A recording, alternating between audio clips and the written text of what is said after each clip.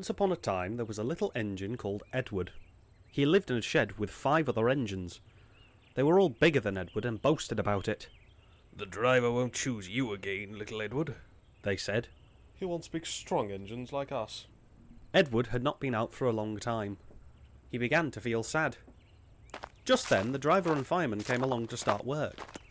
The driver looked at Edward. "Why are you sad?" he asked. "Oh, it's nothing, Charlie.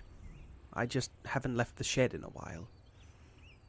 I do want to be useful again." The driver smiled and looked at the fireman. "Sydney, fire 'em up, will you?" Edward was shocked. So were the others. The fireman lit the fire and made a nice lot of steam. Then the driver pulled the lever and Edward puffed away. "Look at me now," he whistled. The other engines were very cross at being left behind. Away Edward went to get some coaches. "Be careful, Edward. Don't bump and bang us like the others do." So Edward came up to the coaches very, very gently and the shunter went to fasten the coupling. But there was a problem. "The coupling's broke. Must have been one of the bigger engines. We'll be able to fix it, but you'll need to shunt the coaches to the station first."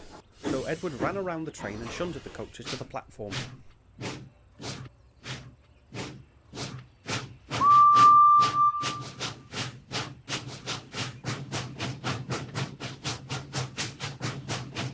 It took a while to fix the coupling, but soon Edward was able to couple up to the coaches. Edward whistled. "Get in quickly, please." So the people got in quickly, and Edward waited happily for the guard to blow his whistle and wave his green flag. He waited and waited, but there was no whistle and no green flag. "Where is that guard?" Edward asked anxiously. The driver and fireman asked the station master. "Have you seen the guard?" "No," he said. They asked the porter. "Have you seen the guard?" "Yes, last night," said the porter. Edward began to get worried. Oh dear, are we ever going to start?"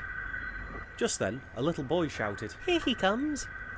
And there he was, running down the hill with his flags in one hand and a sandwich in the other. He ran onto the platform, blew his whistle, and jumped in his van. Edward puffed off.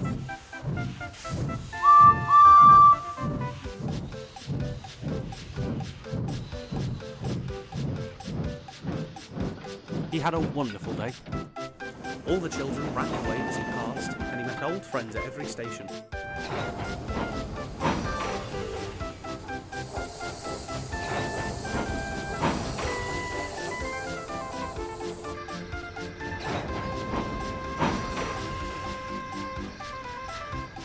He worked so hard that the driver promised to take him out again the next day.